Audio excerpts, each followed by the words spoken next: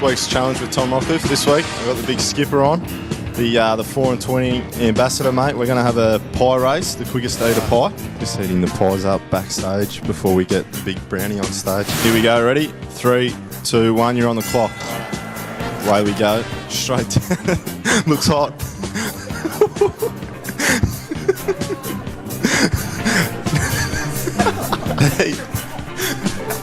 I don't need to have them as hot. It's done at 2:24. 24, mate. It's a great effort. I'm happy with that, mate. It would have been probably minute 30 if they weren't 500 degrees Celsius, mate. Welcome back to Game Day. Our next guest was the best and fairest at the Lions last year, and he's in charge of the Tom Rockliff Challenge. Welcome to you, Tommy. Thanks for having me. Now, Jonathan Brown didn't know that you'd put that pie in the microwave for 6 minutes, turn it up to 500 degrees, and you kept yours lukewarm. Yeah, not until after the challenge, but he was a good sport about it, and he loved it at the end. Now, what we understand is the Rockliff Challenge has become legendary up there. You've taken on pretty much everyone. Mel Schlanger, one of Australia's better swimmers. You've been in the pool with her. You've been on golf courses. What is it that interests you about putting people under pressure? I think it's just a good insight to see that we're not serious all the time, and we can have a sort of relaxing time and get away from the footy club and do different things together as a group. How'd you go against Mel? Not too bad. I think I held my own. Like, she didn't blow me out of the water by any means. Let's be honest though, she's probably in first gear there, isn't she? Yeah, she was. Had her legs tight together too. Tom, I know a sportsman pretty well up in Queensland who's very keen to take you on the challenge. His name's Michael Katsidis. Yeah. And he boxes very well. Yeah. So you up for it? I might throw him in the ring with Brownie and might just commentate that one. Good idea. I told him you thought you could beat him, so he's got a little bit up about it. Yeah, no, I might stay clear of him. I think we've got some images of the Rockliff challenges. You've been rock climbing, you've done golf, you've had an incident with some marshmallows historically. And I just want to let you know at this point, we have 35 marshmallows. How many can you get in your mouth at once? I think I got about 15 or 16 the time we did it. Right, well, Kai, who is Lee Matthews' grandson, has a bowl and he will present at the end of the show. So you up for that? Yeah, I'll take him. Righto. You took on the challenge easily. You took on the Blues last night at Etihad Stadium. The Blues got the best of the Lions in the end. The small forwards again, Eddie Betts and Garlick, kicked 3 each. Weight provided a target. In the end, though, the Blues got home by 6 goals. Welcome ins were Walker and Robinson. And it's only a small hope, Ando, but the Blues, they remain a very small chance. That was the game was about that, really, Holmes. About Brett Ratten staying as coach of Carlton next year, and about the Blues maybe sneaking a final spot. If they were going to get beaten, Jonathan Brown had to get hold of them because the Blues had a couple of key defenders out.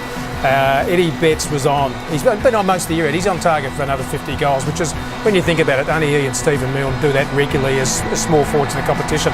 Carlton, he thought they were going to go away, but Brisbane, to their credit, they hang in. I think Brisbane this year effectively has missed. Matthew Leuenberg has been massive for them once he was out of the side.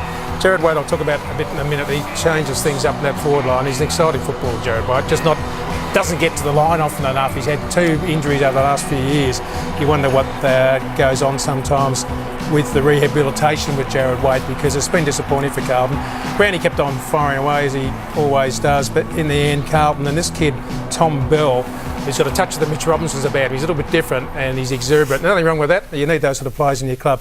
Carlton needs to ensure Jeff Garlett, the real Jeff Garlett, turns up every week, because this year's been far too inconsistent. Jordan Lyle showed a bit last night. He may prove to be an astute recruit in terms of key position, pinch hitting ruckman. And Carlton is a totally different side, Lee, with Jared Waite in it. He just seems to draw the ball, doesn't he? The running, marking players, there's only a handful of them, like 6, 8, 10 in the competition. Like the moves, not the Hawkins, Podge, Adley full forward type, but the blokes who run, create, make themselves targets. So they miss him enormously, but he's not there. And it gives the rest of the players so much more confidence. They know where they're going with the ball, and they actually become predictable to their teammates. They know it's going to a focal point. The small forwards can make a decision to get under his feet. It's predictable to everyone on the field. Actually makes things run smoother. Tom, he comes from your hometown, which is Benalla, so he can get no way to your bit. As well. Yeah, he's. I was speaking to him last night, and he's been unlucky with injuries obviously this year, but he was happy just to be out there and running around, and he's hit some good form, and he was always going to come on in later years, and he's playing some really good footy. Jordan Lyle, for you, he's come up from Hawthorn, couldn't really get a chance there with Roughhead and Franklin and the rest of it. He showed a bit last night. Yeah, he has. He's played really good footy in the reserves and just probably lacked an opportunity to get in the senior team. I think he's averaged 4 or 5 goals for the last 9 or 10 rounds in the reserves. So he was bashing down the door and got his chance, and I think he took 10 marks last night and had 19 disposals and got up the ground and was our second ruckman and played a really good game. Tom, you've seen the Blues twice this year. At the Gabba, they thumped you, and the mosquito fleet for the Blues seemed to do a bit of damage. Eddie Betts and Jeffy Gullett. Last night was a 6-goal win. What do you think the difference is with the Blues now? Is it purely personnel, or...?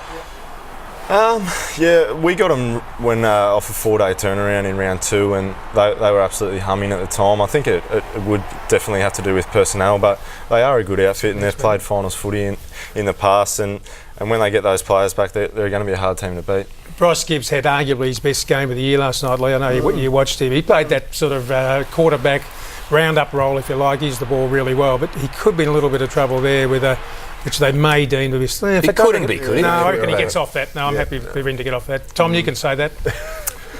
Yeah, I won't make a comment, but...